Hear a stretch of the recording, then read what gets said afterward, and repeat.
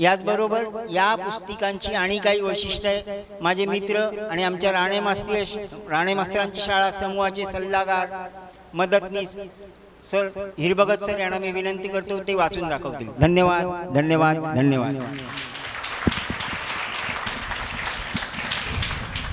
नमस्कार सगळ्या विद्यार्थ्यांना, शिक्षकांना आणि आलेल्या प्रमुख अतिथींना. हे विशेष पुस्तकाचं सांगायचं झालं तर हे स्पष्ट, सुबक आणि सहज अशी मांडणी केलेली आहे. प्रथम भारतीय संगीतातील स्वर, त्यांचे प्रकार, सप्तके, त्यांचे प्रकार इत्यादी मराठी लिपीत खुलासेवार सांगून पुढे ब्रेल लिपीत त्याचा खुलासा केला आहे.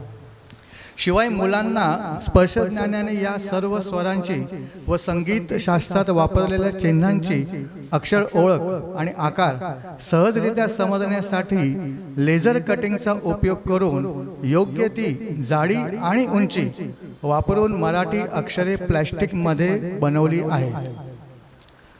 त्यासाठी वापरलेला कच्चा माल आणि साहित्य हे फार काळ टिकणारे आहे. डाग पडले तरी ते ओल्या फडक्याने सहज स्वच्छ करता येतील. स्पर्श ज्ञानाने सहज समजेल अशी उंची आणि जाडी ठेवलेली आहे. ब्रेल लेखनासाठी प्लास्टिकचा पेपर वापरला आहे. ठिपके ठळक आहेत, लवकर काब होणार नाहीत, खर्चही कमी येतो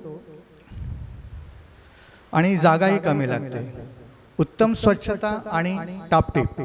पुस्तिका हाताळताना मुलांना इजा होणार नाही याची काळजी घेतलेली आहे. ह्या पुस्तकाची बांधणी करताना पक्के वेस्टर्न न वापरता त्याऐवजी प्रत्येक पृष्ठे सुटसुटीत ठेवलेले आहे. अर्थात हाताळताना एखादे पान खराब झाल्यास तेवढेच पान बदलता येईल. फार मेहनत घेतलेली आहे राणे सरांनी आणि त्यांच्या टीमने, उमेश वगैरे ते आहेत.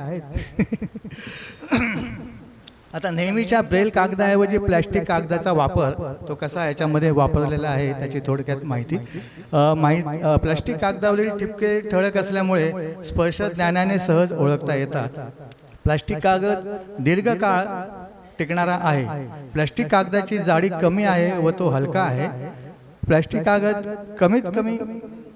कमी किमतीत उपलब्ध आहे आणि कागद आकाराने छोटा आहे. अर्थात पुस्तकाची लांबी रुंदी कमी आहे, कमी जागा लागते आणि कागदाची झीज कमी होईल, तसेच कागद फाटणार नाही याची पण दक्षता घेतलेली आहे. कागद सहज स्वच्छ करता येतो. प्लास्टिक कागद वेगवेगळ्या रंगात उपलब्ध आहेत.